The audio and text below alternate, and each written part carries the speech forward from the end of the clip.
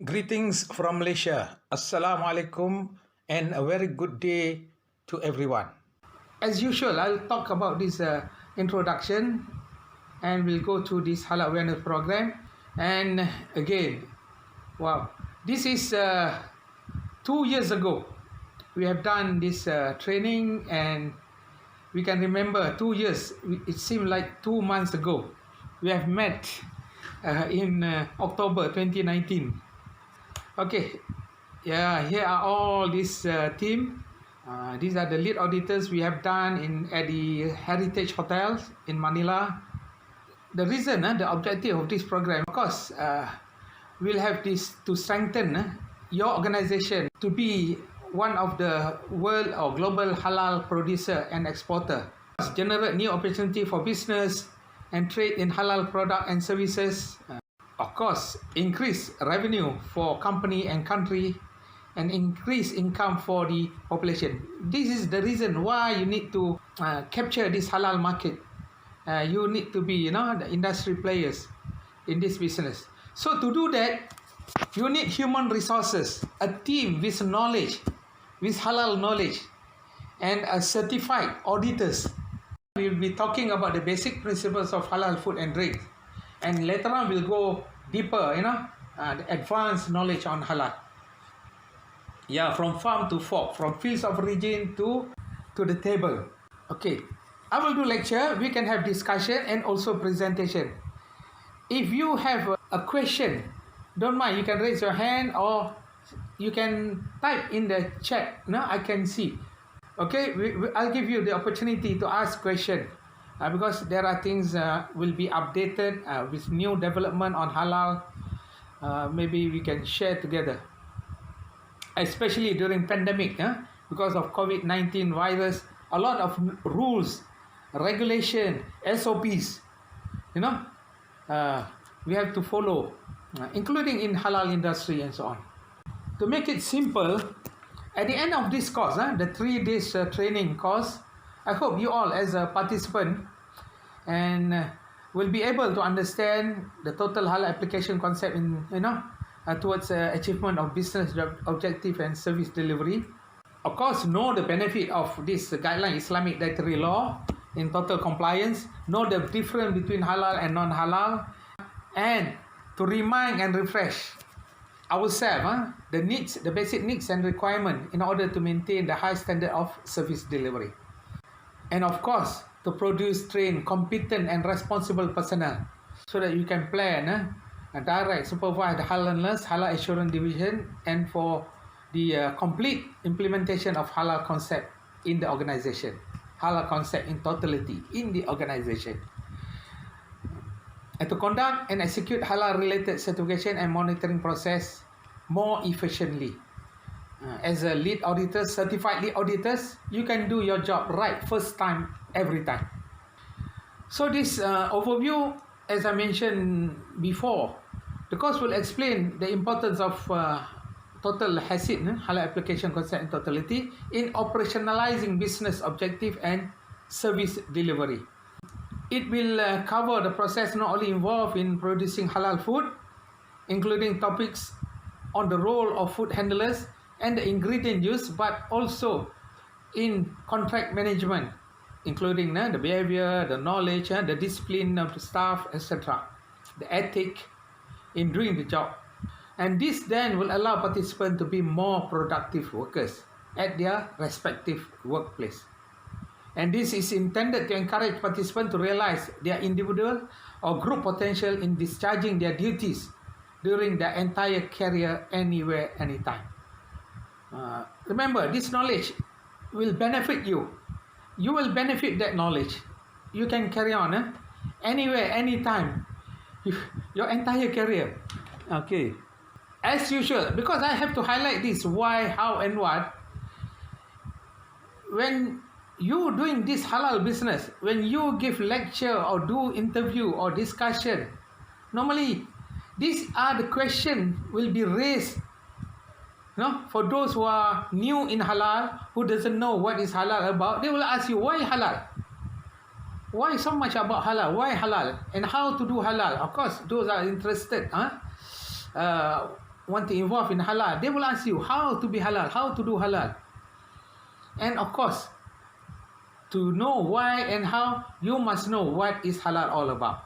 This is the subject that we're going to talk and share with you. What is halal? You know, the comprehensive understanding, so that you will not miss anything related to halal. All right. Why halal? Of course, it's number one. You will not make mistake if you said it. Why Muslim so concerned about halal? Because number one is divine command from the Almighty, from the Creator. He the one who, command us as a human being, as mentioned in the Holy Quran. Oh, you mankind, ya ayuhan nas kulu mimma fil ardi halalan tayyiban.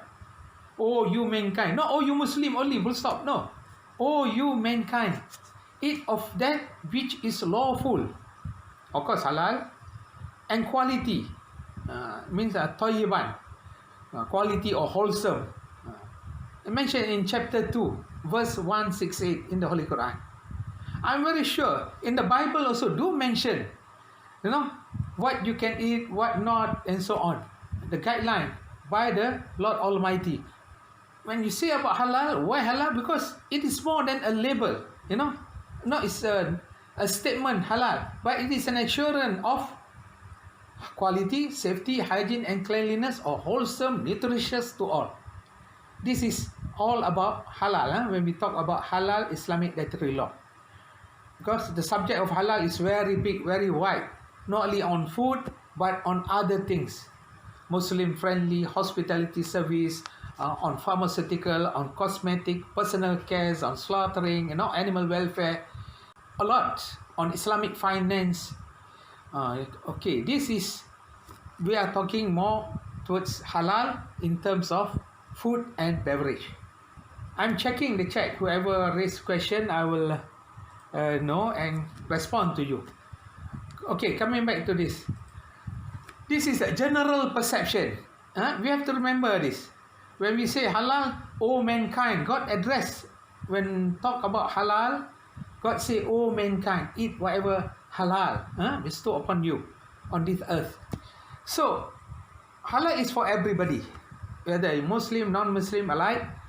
It promotes the well-being of mankind, irrespective of ethnicity, faith, religion, or geographical boundaries.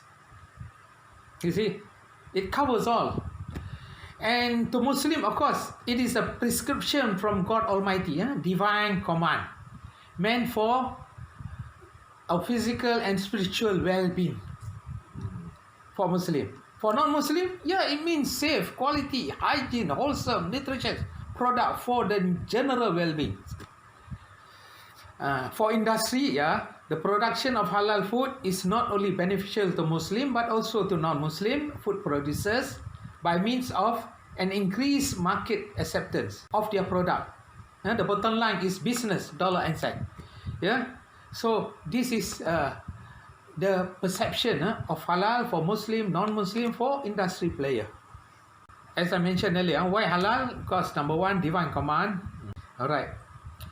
Number one, why halal? Because of divine command or religion. And then, of course, company policies or country policies. Malaysia policy, when you talk about food consumption for our Muslim or Malaysian, if you declare halal, you need to be certified halal.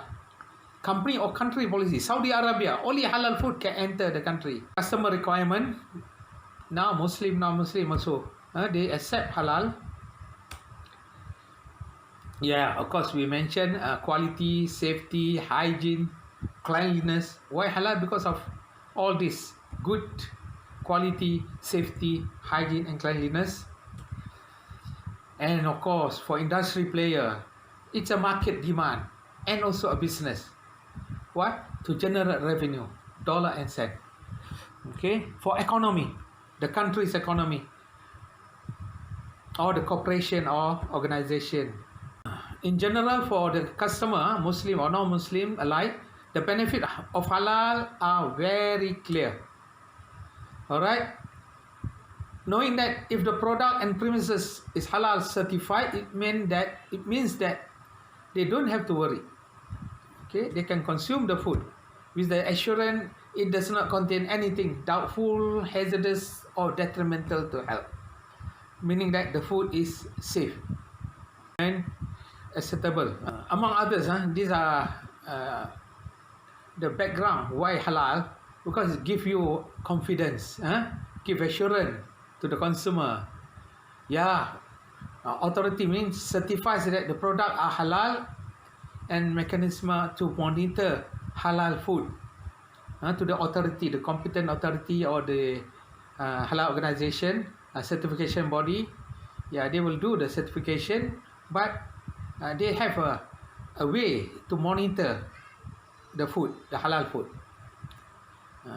And then labeling, meaning that halal label just to inform the choice to the consumer on food purchase, and of course can expand your product in the niche market, meaning that if you have halal, you've been certified halal, your product, it is a competitive advantage over other companies.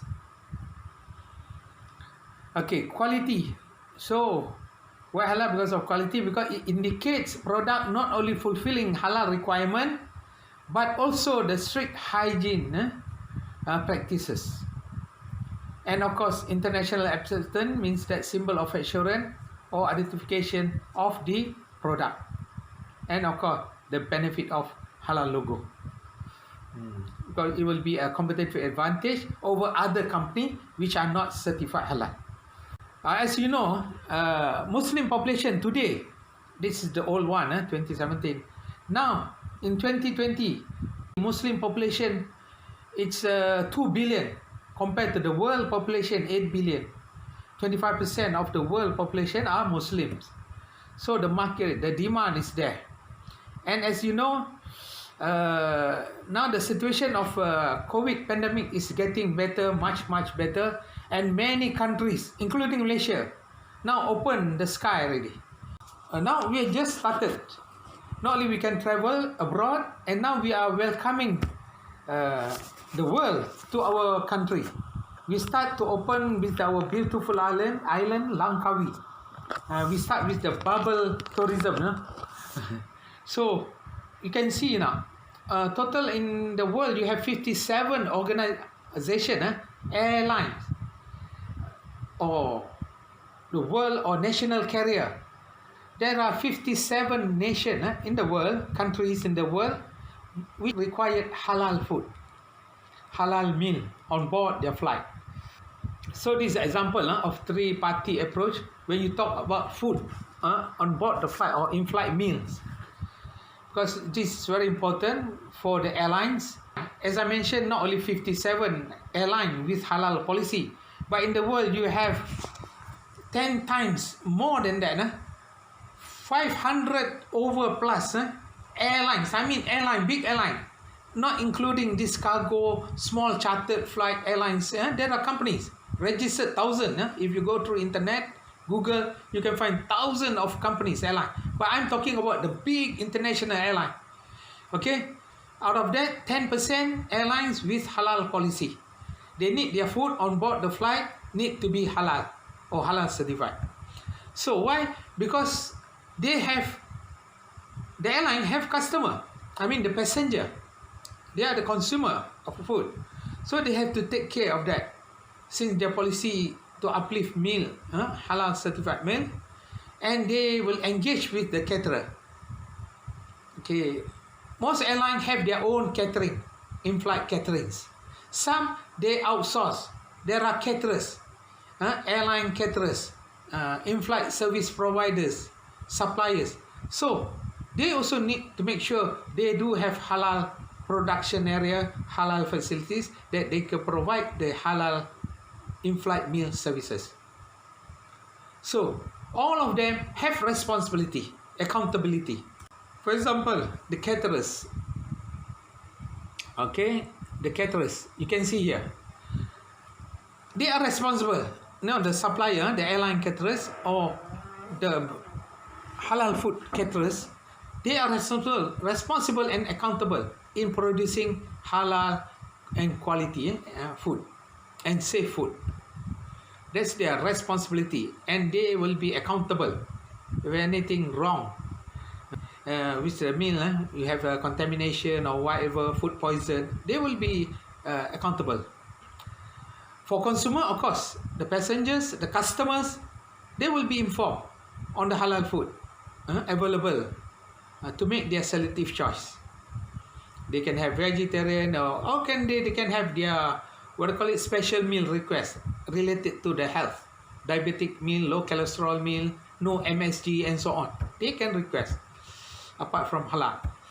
And of course, the airlines, they establish program like what I've done before in Malaysia Airline. We establish program, we provide training to caterers, we set up policies, strategies, meaning that to ensure effective surveillance, monitoring, and audit and enforcement of food safety, quality, and halal. So this is very important. Everybody have their roles, okay, to play to make sure the food meet the quality and halal standard. And then now, what is halal? As I mentioned, the definition of the term of halal, things or action permitted under Sharia. You are all well aware about this, what is halal, okay? So I don't have to elaborate more. It means permitted. Halal is an Arabic word. It means permitted, lawful, allowed. Opposite of halal, it means that it is not allowed, forbidden, unlawful. And shubha, or the Arabic words, or mashbuh, it's something considered doubtful, suspected, questionable. So when related to food and beverage, if shubha, if you are in doubt, you need to check it out, because sometimes the ingredient is not clear. No halal certificate, no halal logo, and the ingredient you are not sure, so leave it out and check it out when in doubt.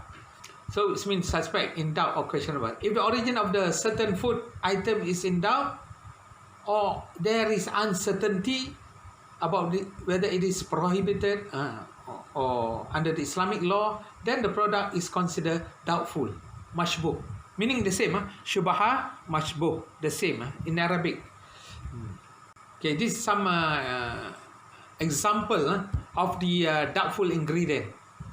When you do audit, when you check and you see in the ingredient mentioned gelatin, full stop, of course this is considered, and you don't see any halal symbol or logo on the packaging, so it will be considered doubtful. Unless gelatin halal certified with the logo, with the certificate, okay, fine. Because gelatin, you can get gelatin from pork, from beef, fish, or plant. In Japan, they use a lot of fish gelatin. All right, emulsifier, the fatty acid, if they put emulsifier E471 full stop, you do not know what is it, from animal, the fatty acid, is it animal or plant? Unless they have logo, halal certificate, okay, fine. Rene, in cheese making, you have to add rene, animal rene or microbial or bacterial. So if they written there on the packaging rene, full stop, so it become doubtful. Unless bacterial or microbial rene, that's clear. It's not, it's acceptable. It's not non-halal animal or what. It's a bacterial or microbial or cultured rene. Animal fat, animal. What animal? Is it halal animal or not? And artificial flavoring. Sometimes it's from, it's artificial. It's nothing to do, no animal origin. It can be from chemical or plant. But sometimes also, even though artificial flavoring, they will get some ingredient to make the flavor from the animal. So need to know, is it halal animal or what? From fish, no issue. But from land animals, you have to check. This is handbook on halal ingredient. It's mentioned now what is halal, what is not, in this book we produce. If you go to our website halalmalaysia.net, you can find it. Or you want, I can share with you this halal guideline. in the form of a guideline, in the form of small book, help you a lot. Because even though myself, I memorize maybe 50% of this content, the rest I have to check, double check. Najis is an Arabic word meaning that something unacceptable, something considered filthy, impurity, or unclean. So you cannot contaminate the food with this najis. And the example of najis, we consider najis, the meaning is unacceptable, filth, impurity, or unclean. So unacceptable means, for example, pork or dog, we consider najis because unacceptable. We Muslim, we don't eat pork. Okay, acceptable to non-Muslim, it's not issue. But for us, why? Because it's najis. We cannot. It's unacceptable. All right. Talking about this divine command. Okay. And then when we talk about hygiene, najis, filth. This is whether Muslim, non-Muslim agree. We are like, we don't want our food to be contaminated with anything filthy or unclean or impurity. So when we talk about najis, which means filth, for example, like vomit, you throw out, you consider filth, urine, or even excrement. So these are something we consider najis, cannot contaminate with halal food. So I always remind for the industry player, halal industry player, or the food industry player, to make sure they need to have, of course they have these SOPs, but they need to, enforce. Make sure the staff follow the rules, the strict rule of hygiene. If they use toilet or washroom, make sure they wash their hand before going back to their workplace. Okay, make sure they have to wear glove. If they have direct contact with food, they have to wear glove, because we do not want najis, something filthy, to be contaminated with halal food. And another one is najis is impurity. For example, intoxicant, alcoholic beverage, we call it impurity because Muslim, we have to pray 5 times a day. So we cannot contaminate our body with impurity. You need to be, purity, prayer, something, spiritual. So that's the reason we cannot mix our food with alcohol, wine. You cannot add alcohol or wine into your food. All right. Now, talking about hygiene again, about our food safety, something we consider unclean, like blood, pus. This is unclean, contain bacteria and so on. So you need to avoid. Okay, you need to avoid it from contaminated this halal food.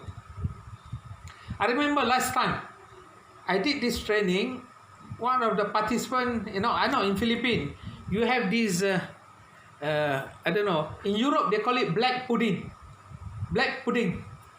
It's a barbecue made from chicken blood or pork, whatever.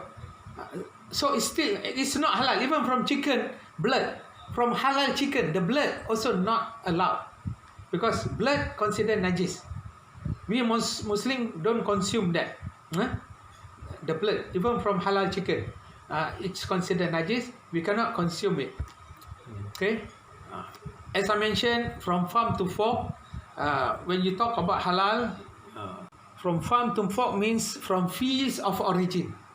It started with raw material, whether it's coming from animals, animal farm, plant, or from agricultural farms, or processed food from the factory. So from there to consumption, to the consumer, to the table, from farm to table, from farm to fork. So along the way, there are processes. Animal, especially land animal, need to be slaughtered according to the halal way. Halal slaughtering. Then only can consider the animal, the meat are halal. Like fish, no, you just process. Technically speaking, anybody can do the cutting, the processing of the fish and so on. Plant same. All you have to make sure you follow the rules, the food safety hygiene rule. Plant, vegetable, you need to wash, sanitize, clean, and so on before processing, cutting, or in the production. So again, processed food, yes, they have to follow the workflow, the process flow, and comply with all the halal requirement. From there, you can go through all this production, add ingredients, handling, cooking, and so on, setting, packaging, storage, and then transportation, logistic, delivery to the distribution center or to the consumer, the customer. This is farm to fork. But along the way, there are processes. You know, the do's and don'ts, the SOPs. Okay. Now, this one I want to make it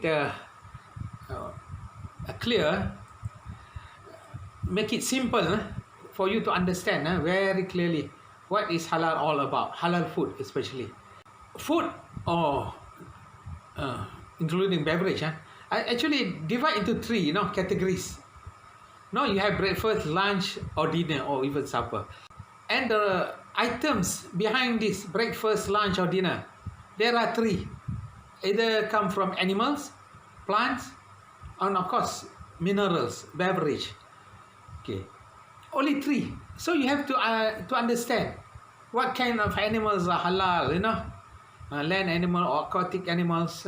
Plant, vegetable, fruits, edible, mushroom, and so on. There are plants considered poisonous, hazardous. So you have to make sure it goes through all the process which can be consumed halal and safe. All right, I'll go one by one. See, animal, plant, or beverage. Minerals. Okay, with processing of halal food. The source of halal food and trade. Number one, I would like to mention about animals. Divide into two: land animal and aquatic animal. We used to say seafood. Actually, aquatic animal can be from sea, from river, from pond, freshwater fish and so on, or animals, or aquatic animals. Land animal, this is very important. Must make sure all land animals, this ruminant animal, there are animals which consider halal. Not only that, but in order to make sure they are halal and can be consumed by a Muslim, they need to go through halal slaughtering process. Okay? The animal actually need to be certified halal in terms of slaughtering. The seafood, the aquatic animal, no, it's okay. As long as they are not poisonous or hazardous to health, and they don't live both on land and in water, they are not amphibian, we consider it halal. Okay?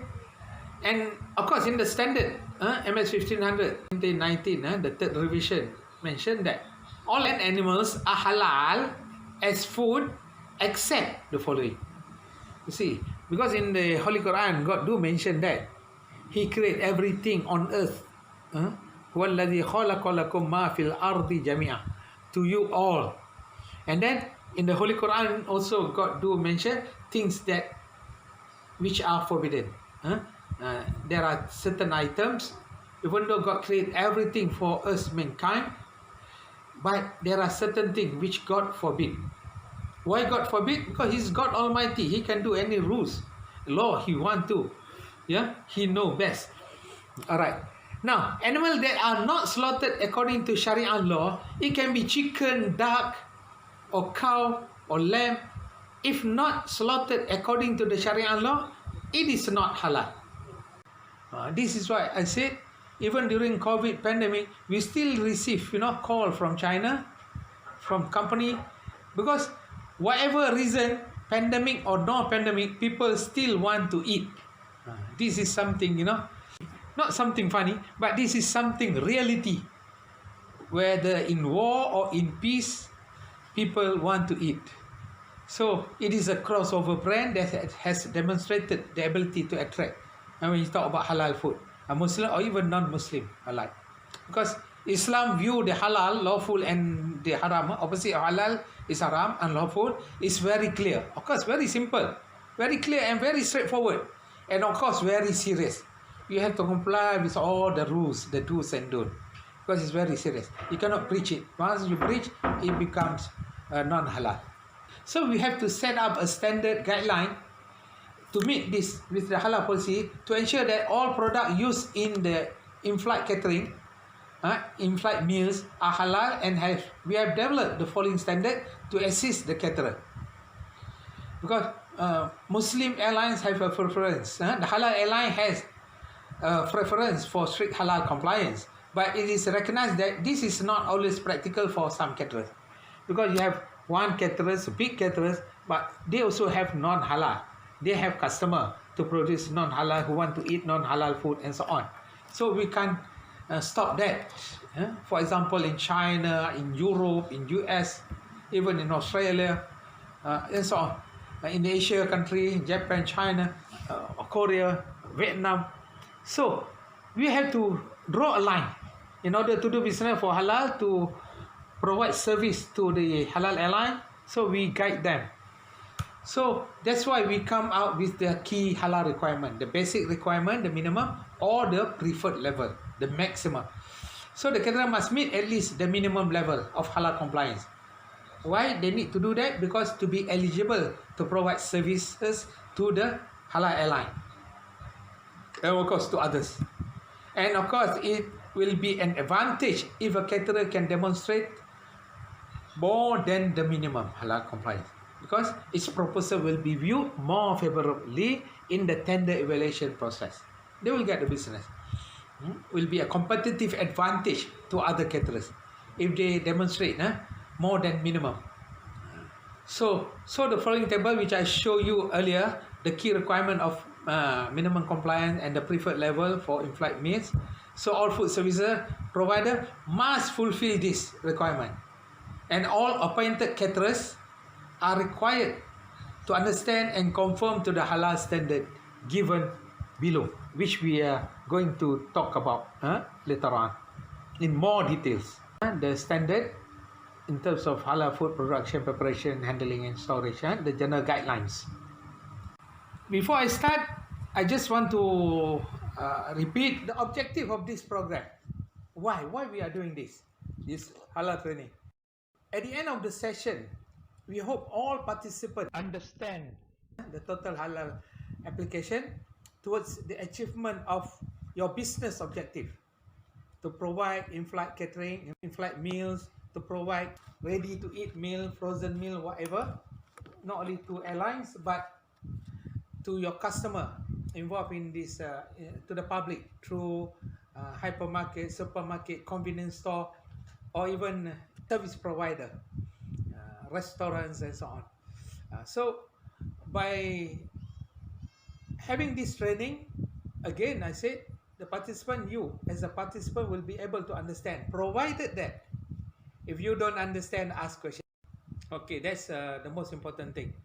And then throughout this program, you will be able to know the benefit of this halal food practice or guideline, and also know the difference between halal and non-halal.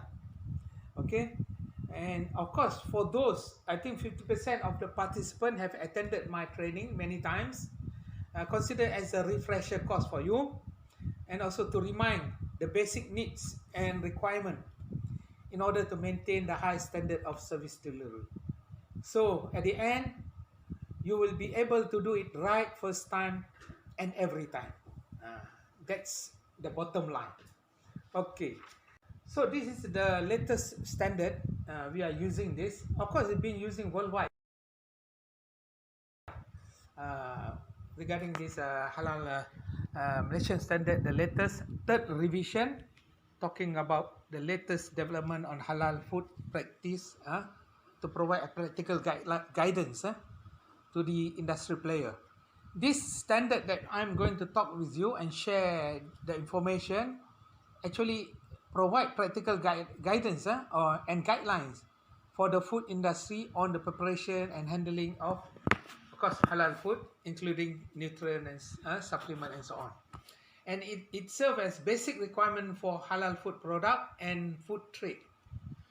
So now talking about halal, the definition for those who are first time to join this training, definition of this guidelines, we talk about Sharia law. We use all these words in this training: Sharia law, halal, haram, and so on. I will explain to you. It is Sharia law means Islamic law. When we talk about food, it is related to Islamic dietary law. Talking about food, so it is a divine command from the Almighty. All right. And when you talk about halal in general means things or action permitted under the Islamic law, Sharia law. Okay. And when you talk about halal food, it means that the food and drink, of course, and its ingredient, which are considered permissible. When you said about definition of halal food, it means food and beverage, food and drinks, and its ingredient permitted under the Sharia law, Islamic law. Now, there are certain rules when you say it is halal, the food or ingredients or beverage which are permitted under the Sharia law, provided that the food, the halal food, must fulfill the following condition. I will show you one by one, step by step. Okay, now, number one, this is very important part. As far as the food are considered halal, we need to make sure that it does not contain any parts or product of animal that are non-halal by the Sharia law, or any parts of product of animal which are not slaughtered according to the Sharia law. This is very important. Point number one, A. It's considered very, very important. When the food are considered as halal, make sure it does not contain any parts or product which contaminate with non-halal. Okay, and of course, it does not contain najis. It's an Arabic word. According to the Sharia, means something which are unacceptable, something which is considered not allowed to be contained or contaminated with halal food. These are some examples I've given you in these pictures, like blood, alcoholic beverage, pork, and so on, or animals which are not slaughtered according to the halal, also consider najis. When you talk about halal food, when you talk about food, not only halal, can be kosher, can be vegetarian, can be ordinary food, must be safe for consumption, non-poisonous, okay, and of course non-intoxicating for halal and non-hazardous. And then when the food are considered halal, it is not prepared, processed, and manufactured using equipment contaminated with najis, things which are not permissible or allowed or unacceptable under Islamic dietary law. Okay, of course, does not contain any human parts and its derivative. Human can be from blood or any part of human parts. And we in food industry, we are practicing this personal hygiene, good hygiene practice. This is one of the requirement, especially during this pandemic. Not only food industry, everybody have to wear the mask, need to sanitize all the time, wash the hand, and they have to practice the good hygiene. Now, under halal, yeah, this will help, for example, the hair, this, cannot, doesn't fall on the food when you are preparing and so on. This is to protect, and that's why we need to wear these protective gears when handling the food and so on, to avoid any foreign object. And again, the rules here, when you consider the food halal, make sure during preparation, processing, handling, packing, cooking, whatever, storage, distribution, the food physically separated from non-halal. Okay, even though you have halal kitchen, halal section, this is very, very important to make sure the food you are preparing, process, or handling or during packaging or even distribution, make sure that it does not, it is physically separated, segregate, and not contaminate with any non-halal food. Okay. In food industry, not only you have halal, you have vegetarian, you have special meals, you have allergen. You have to follow all the standard, the SOPs, to make sure no cross contamination. If it is vegetarian, suitable for vegetarian, certified vegetarian, you cannot process or handle it where the possibility of mistake and cross contamination can happen. To avoid all that, this is the SOPs, the rules about dedicated food meant for certain groups of people who request it, which we consider as a special meal. All right. Rules about when the food considered halal, it does not contain any animals which are not slaughtered according to the Sharia law, or dead animal, for example. Even though chicken, beef, goat, or duck considered halal animal, but if not slaughtered according to the Sharia law, it is considered not halal. Especially if dead animal. Of course, maybe because of to avoid any disease and so on, for food safety. And khamar is the Arabic word, means intoxicant. Any alcoholic beverage are not halal, or even mix or contaminate with alcoholic beverage or intoxicant are not allowed. Okay, you can see here, khamar. It means that such as alcoholic beverage and intoxicant. Najis, of course, there are three parts of najis. I will explain. Earlier I have shown you. I give you very simple, straightforward. The very important part is the you need to understand this category of items considered najis cannot be contaminated with halal, such as warm meat, pus, blood, alcoholic beverage, and so on. This is considered najis, cannot be contaminated. I just want to share with you a very simple, rules or guidelines, the Islamic guideline about slaughtering.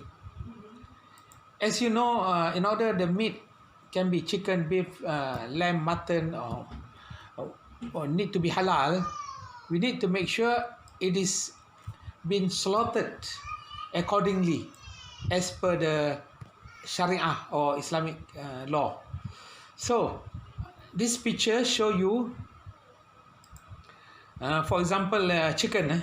If you want the chicken to be halal and halal certified, there are 5 important things, steps that need to be done. Okay. First, make sure the slaughterman must be a Muslim slaughterman. Number 2, the animal, the ruminant animal need to be halal animal. Chicken, duck, can be goat, cow, buffalo, and so on. Must be halal animal. Number 2. Number 3, the knife must be sharp. To do the slaughtering, make sure the knife must be sharp knife. Okay. Number 3. Number 4, you need to make sure the animal alive and healthy, or deemed to be alive, not dead or sick animal. And number 5, you need to make sure the trachea, the esophagus, trachea, carotid arteries, and jugular veins, to hasten the bleeding and death of the animal. You need to cut all this from the throat. The esophagus, trachea, jugular vein, carotid artery need to be cut as shown in the pictures. Okay, as you can see in the picture, this is a chicken, and this is for buffalo or cow. The same thing. A Muslim slaughterman, halal animal, and then knife must be sharp. The animal, of course, once it's gone through all the process, proper halal slaughtering, the organization, the slaughterhouse can be certified as a halal slaughtering plant, and the animal are considered halal certified, and they will get the halal slaughtering certificate.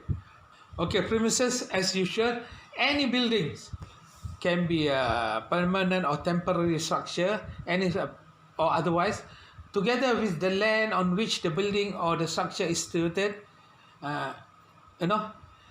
need to have the proper in connection with the preparation, slaughtering, processing, handling, packaging, storage, distribution of sale of the food, any food. Okay, they need to have a license, permit, and so on. Illegal premises, illegal units or kitchen or what cannot be certified. They need to have a proper, organization, structure, everything. Okay, talking about the premises, make sure the premises, the food industry or factories or caterers shall be effectively separated and well insulated from farms. Can be pig farm, chicken farm, and so on. Why? Because in processing activities to prevent cross-contamination through personnel and equipment. Normally, chicken farm also same. They contain, a lot of flies because of the smell and so on, the blood. They attract flies. That's why I need to have a proper segregation. Under international law, it's normally, like in Malaysia, the organization or the premises handling with food, factories and so on, need to be at least 10 kilometers from the farm, animal farms, pig farm, chicken farm and so on. Only they will get the license. They cannot build next door and just with the chicken farm. They cannot build near the chicken farm, pig farm and so on, the food industry. Regarding this standard, MS 1500 2019, among others, required the management responsibility. So need to appoint a committee. Normally we always like Sky Kitchen or Masis, they have a teams under the QA department which monitor halal. Why? Because need to ensure effectiveness in implementation of internal monitoring. They need to have a team. Some organization, like in Japan, we train them. It is advantage and preferred to have a person who knows about halal, especially Muslim halal chef or executive or halal inspector. Training is a must. The staff, the team must attend this halal training to understand the halal guidelines and so on. Okay, these are some of the pictures I share. We have done all worldwide, from Europe, US, Canada, Asia, Australia and so on, India, China. As you can see in the pictures, those who attended, they are the halal committee, the management team and the halal committee from QA department. They attended the training. We give them this acknowledgement through this certificate of attendance.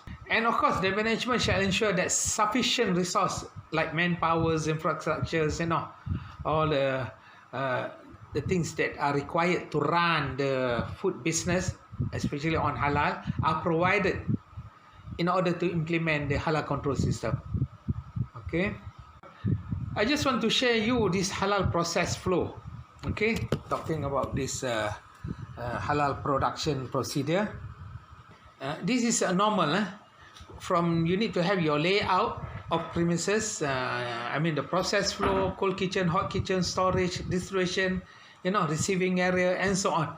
And of course, end up with the delivery section, inbound, outbound.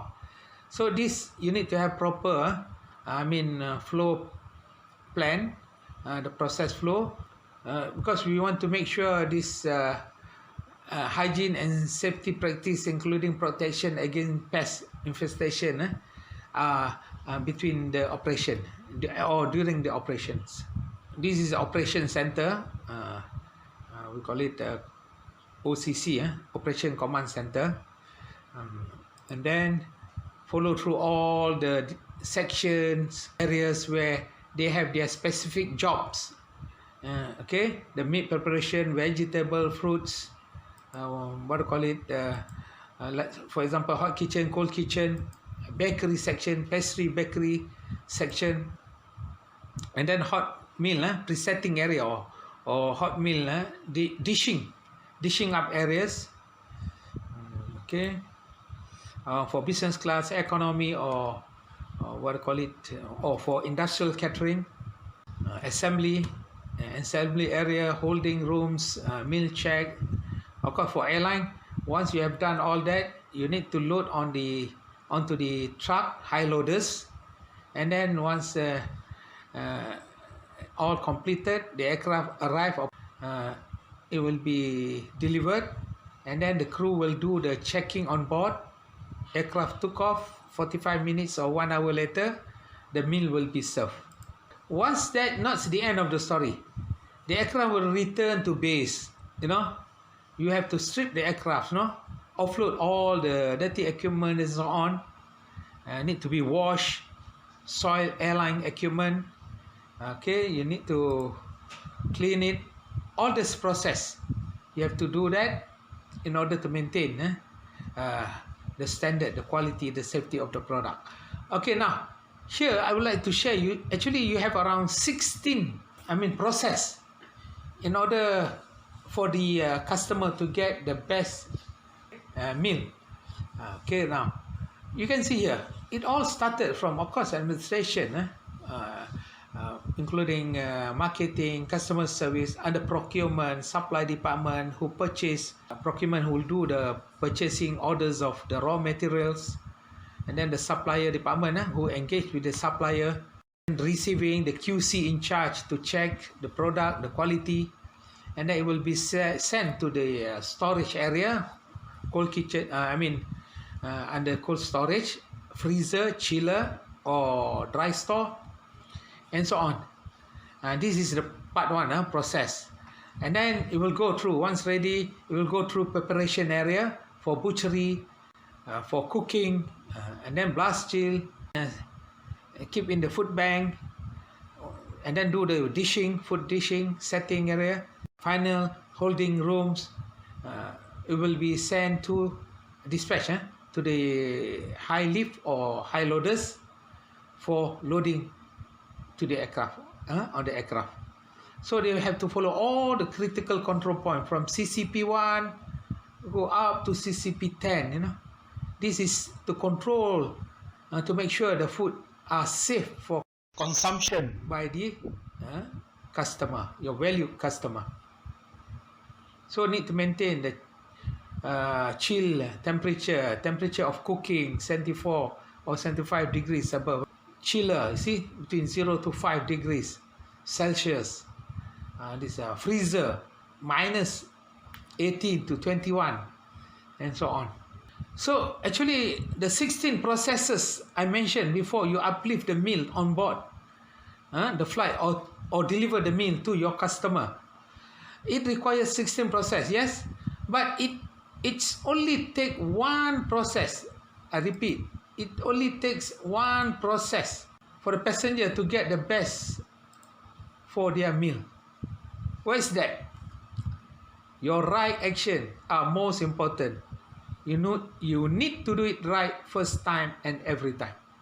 Here, under the rules 3.2.3, under this standard, the premises shall be designed to facilitate cleaning and proper supervision for hygiene.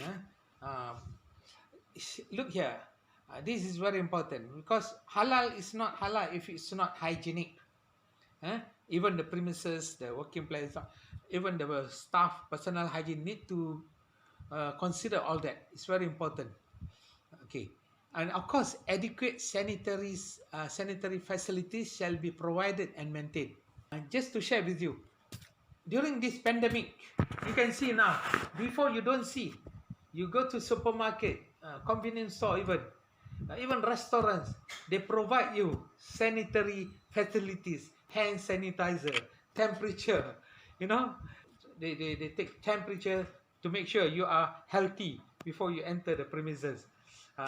You see now, so but for the food industry, it's very important, sanitary facilities or sanitizing station, to make sure that staff follows all the good hygiene practice, wash their hand before start of their duties, upon checking, upon registered or their attendance, they have to go through this sanitizing station, wear protective gears. Talking about sanitizer, 2 days ago I conduct the training, same training for the airline catering company in Mauritius. Just to share with you all, I see a lot of areas they upgrade into what do you call it, sanitary facilities, sanitizing station.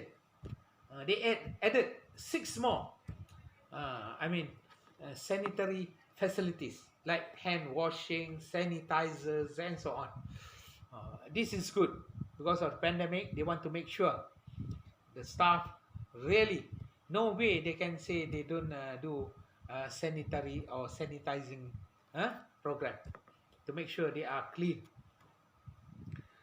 Okay, now, so it need to be provided, shall be provided. So the question they raise about the sanitizer, which they said contain alcohol, 75% isophenol alcohol, and so on.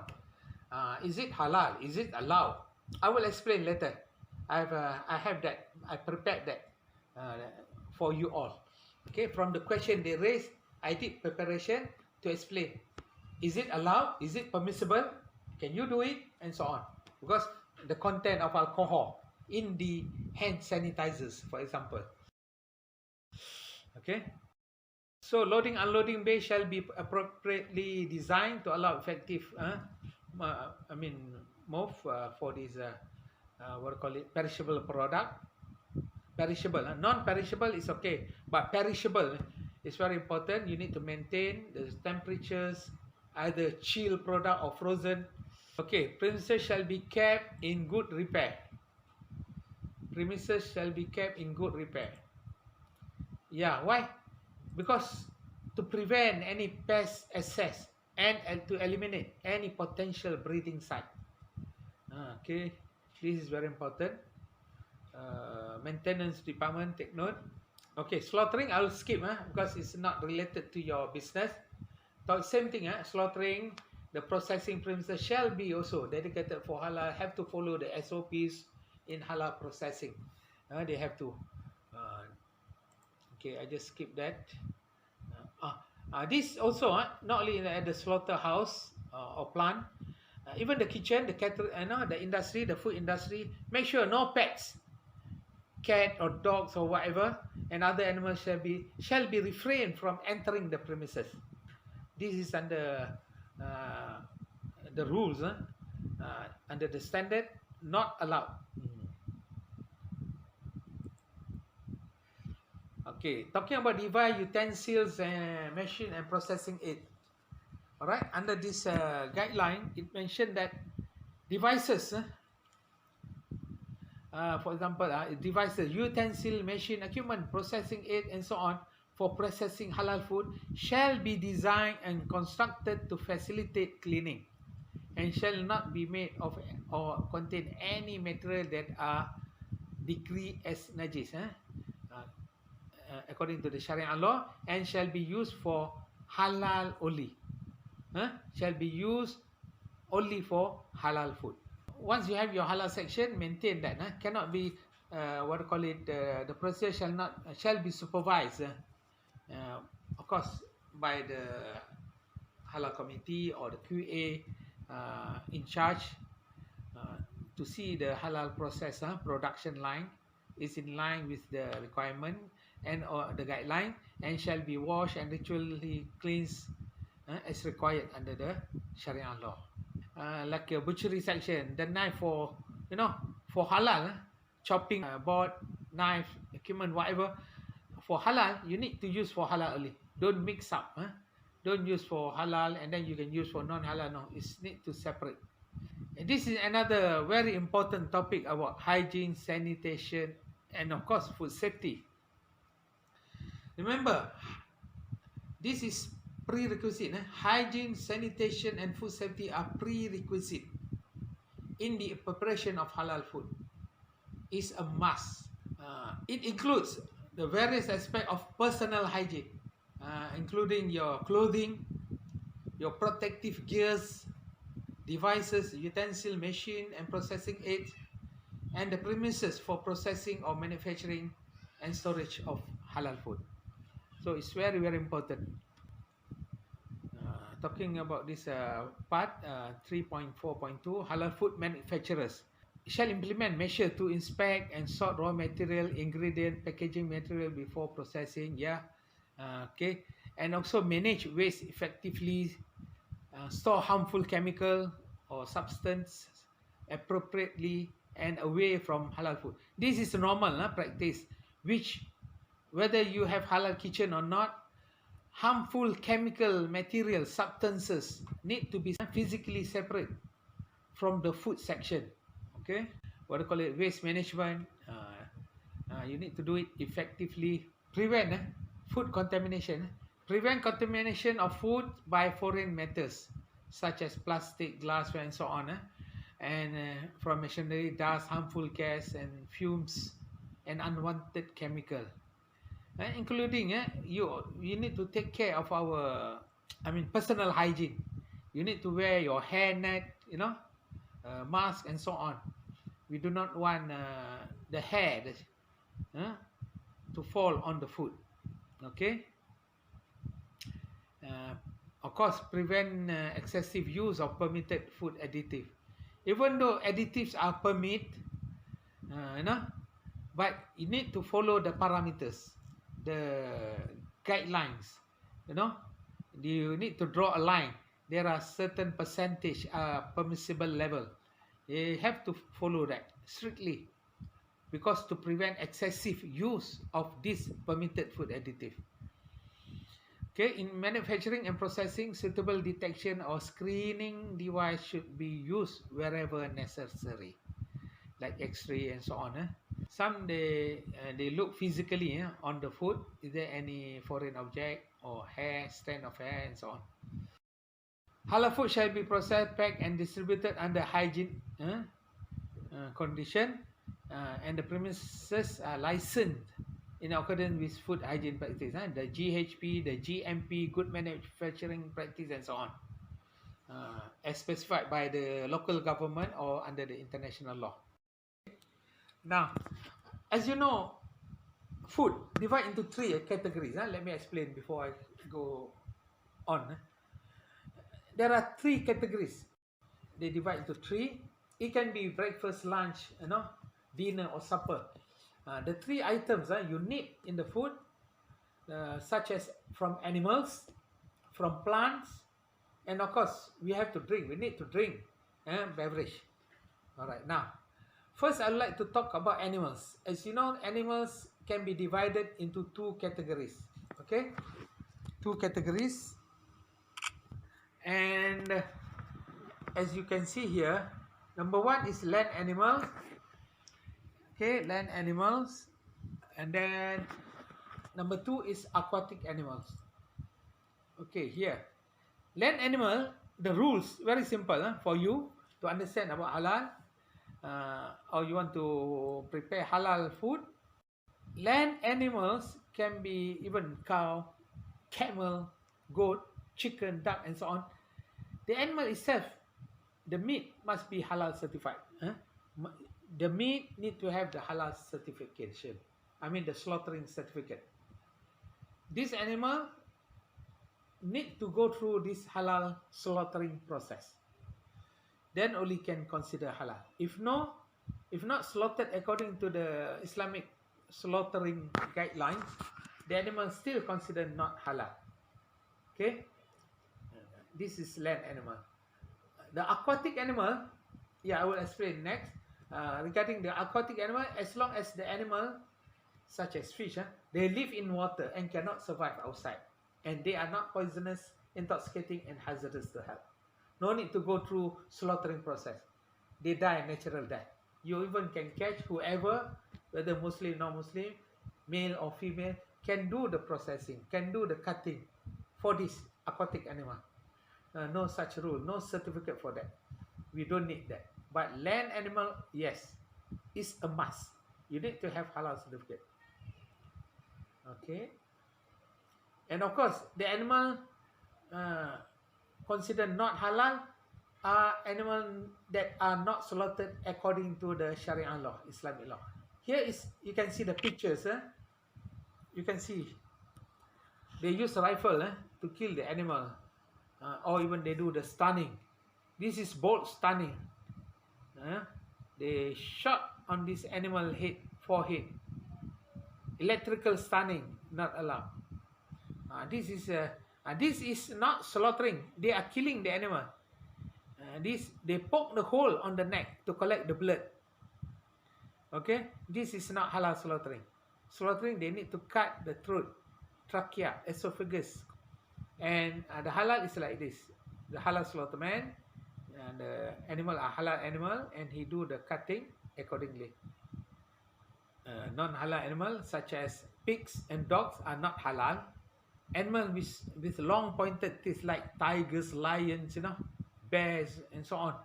These are not halal. In general, nobody eat all this. Okay, they are all protected animals. Under the law, you cannot kill. So slaughterers simply kill the animal for no reason. This vulture, predators, bird, such as eagles, owls, and so on, are not halal. Pests or poisonous animal, of course, they are not halal and not safe. Okay, such as cockroach, rats, centipedes, and so on, scorpion, snake. Animals that are forbidden to be killed in Islam, in Islamic law, such as bees. Bees are not halal to eat, but honey are halal. Okay, honey is good for mankind. Of course, flies, creature considered repulsive, like dirty, filthy creatures such as flies. These are not halal. Farm animals which are intentionally and continually fed with najis, something which are considered not halal, not permissible. You feed them, it is considered not halal. They feed beer, alcoholic beverage, beer to the cow, Kobe beef, Wagyu beef. Every day they feed with beer, alcohol. So the animal considered not halal. Okay. Aquatic animal like fish, they have a fish farm. They intentionally, continually fed with pork fats, to give protein to the fish. Considered not halal. Every day can be non-halal. Originally, the fish are halal, but if you farm animals such as farm fish, they feed with non-halal pork fats and so on every day, so the fish become not halal. Of course, donkey not halal. Nobody eat donkeys. Nobody sell donkey meat. Right? Okay, now talking about aquatic animal. Remember, aquatic animal are those which live in water. Okay, in water, and cannot survive outside, such as fish, of course. And all aquatic animals are halal except those that are poisonous, intoxicating, or hazardous to health. Animals that live both on land and water, such as crocodile, turtles, frog, and so on, are not halal. Okay? These are not halal. They live both on land and in water. This is the guideline, the standard, under the halal standard. We Muslim cannot eat crocodile, frog. Okay, in Philippines, listen, in Philippines you have this coconut crab. I know. I went to in Manila. There's a seafood market. They sell a lot of coconut crab. They live both. Actually, coconut crab for Muslim is not halal because we consider they live both on land and in water. Other crabs such as blue simmer crab, what do you call it, mud crab, and so on, they are halal. Flower crab, they all halal. Okay. because they live in water and cannot survive outside. If they can walk around on the beach, it will take them maybe 3 minutes, 4 minutes, they will go back into the water. They cannot stay there forever. Now we talk about plants. Same. Just now we talk about aquatic animals. As long as they live in water, they are halal, provided that the animals, the aquatic animals, are not poisonous, intoxicating, or hazardous to health. When we talk about plants, plant, same thing. All types of plant and plant product and derivative are halal. All kinds of plant, fruits, vegetables, not even mushroom, plant product are considered halal, except if poisonous, intoxicating, or hazardous to health. Then only not halal. All type of mushroom also, or microorganism like bacteria, algae, or fungi are considered halal, except if poisonous mushroom, of course, not only not halal, it's not safe, or poisonous or intoxicating, considered not halal. Natural minerals and chemicals, and natural mineral salt, mineral water, and so on. All natural minerals are considered halal, as long as those that are not poisonous, intoxicating, or hazardous to health. Okay, next, talking about the ingredient, there are now we call it a GMO food or GMF, genetically modified food. Okay, now let's see. Before we go there, again, as I mentioned earlier, I recap. All kinds of water and beverage are halal as drink, except those that are poisonous, intoxicating, or hazardous to health. Of course, alcoholic beverage are prohibited. Okay, not suitable. Of course, under international law, you cannot drink and drive. They are prohibited. Cannot drink and drive. Even cannot drink and drive, and also cannot drink in your office. This is international law.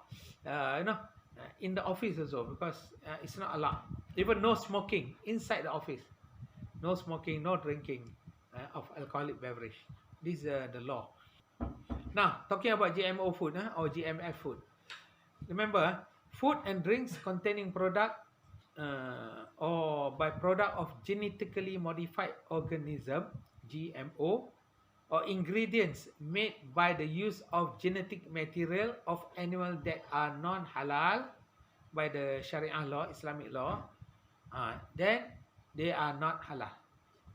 For example, the genetic material from, let's say, porcine, pork, you transfer into the chicken. This is genetically engineered chicken, actually. There are genetically engineered animals. But if you take this, use this genetic material from non-halal, such as pork, porcine, or pig, so it's considered are not halal. As I mentioned here, the genetic material from the pig now you have a what do you call it? Cloning, do the cloning of animals, and so on, are not halal. And under this international law, under the FAO, Food Agriculture under organization, see, food and drinks containing product or byproduct or GMO, they need to declare, among others, the ingredient. This is under consumer rights. The consumer have every right to know, because some people doesn't want GMO food, so you have to declare in the ingredient list. Okay, slaughtering I'll skip because not related to your business. Okay, now talking about storage, transportation, display, sale, and serving of halal food. This is very important, related to your business. Okay, now all halal food that are stored, even prepared, stored, transported, displayed, sold, and served shall be categorized and labeled as halal, and segregated at every stage so as to prevent them from being mixed, cross-contamination, or contaminated with things that are non-halal. This is very important. Have to make sure during whatever process, from receiving, from preparing, processing, cooking, transport, stored, whatever, even distribution, Need to avoid any cross-contamination. Possibility of cross-contamination, try to avoid that. Need to be physically separate. Okay, transport vehicle, transportation. The vehicles such as bonded truck or refrigerated truck shall be dedicated and appropriate to the type of the food, halal food and safety, including hygiene and sanitation condition. When talking about packaging, labeling, and advertising, halal food shall be suitably packed, yeah, with suitable packaging material, shall be halal in nature, and shall fulfill the following requirement. Of course, the packaging material shall not be made of any raw material which are decreed as najis from non-halal material. It is not prepared, processed, and manufactured using equipment that are contaminated with najis and non-halal. And also during processing, preparation, storage, transportation, it shall be physically separated from any other food that does not meet the requirement of halal. So the packaging material does not have any toxic effect on halal food for the food safety. And of course, the packaging material, packaging's design, sign, symbol, logo, names, and pictures shall not be misleading. Okay, I'll show you these pictures. Okay, packaging material or labeling, sign, symbol, logo, name, and picture shall not be misleading and contravening the principle of Sharia law. As we know, pork are not halal. You cannot have a halal pork, even though the pork meat is not real meat. It is a fake pork, mock pork. It's a vegetarian pork. It's from tofu, soya, and so on. But you cannot still call it halal certified pork, because in China, in Taiwan, they do have a menu. They call it vegetarian pork. It is not no meat, no animal origin there. It's all vegetable. It all from plant origin, but they call it vegetarian pork, or we call it fake pork, mock pork. For vegetarian, they have that. Okay, but you cannot do the certification or certify as halal pork. It's not allowed. Same halal beer. Beer are not halal. Whiskey are not halal, intoxicant. But you cannot call it halal whiskey or beer. You can call it non-alcoholic beverage, non-alcoholic beer, but cannot call it halal beer. Confused. You might create confusion. Here we mentioned that halal food, halal artificial flavor, like I mentioned earlier, as a artificial flavor, meat flavor, chicken flavor, artificial. It's not real. It's vegetarian. Cannot, shall not be named or synonymously named after non-halal products such as ham, bacon, pork, or beer, wine, rum, and so on. Why? Because that might create confusion. For primary meat product, the label and mark shall also include the following: the date of slaughter, the reference number, date of processing, and so on. This is very important when you want to do checking, inspect or audit on halal meat. Make sure the meat must have certificate. Chicken must have halal certificate, halal slaughter certificate. Here you can see here example. This is chicken from Brazil. It's an imported product. From Brazil. So the certificate also from Brazil. The numbers are mentioned here on the labeling. Tally what you can find here in the certificate. One more point I just want to highlight. Talking about certificate, I just want to share some general information, especially from the purchasing department or supply department, or QA or QC. Normally, for the animal exported meat, frozen meat, can be beef, chicken, and so on.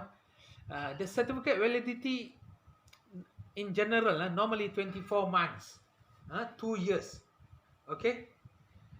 Sometimes you see on the certificate, they mention date of slaughtering, no expiry date. They only put here date of slaughtering. full stop.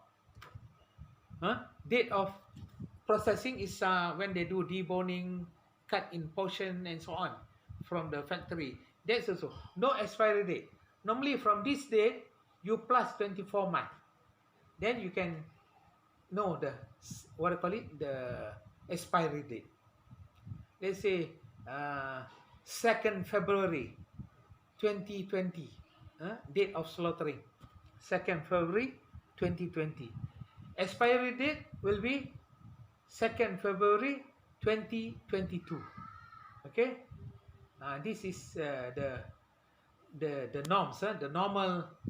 You can, in general, you can find that. If no expiry date, some certificate they mention expiry date. Most of them are valid for 1 year. Not meat product, but it's other product, processed food and so on.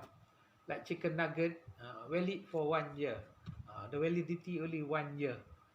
Chicken sausage is a processed meat. Okay, but if the frozen meat, the raw material is frozen meat, you need to cook, process, then only you can consume. They gave 24 months. But now, even in UAE, in Middle East, they now introduce 36 months, 3 years validity for export, as a request by the customer. In UAE, I noticed that they introduced 3 years validity. But of course, yearly audit they conduct. Okay, this one all compliant for product deemed to comply with the standard, it shall comply. When you are certified halal, you need to comply with all the halal guidelines. This will be verified through site inspection by the competent authority, by the certifier, as deemed as and when required. Okay, I'll go to the next slide about the halal key requirement.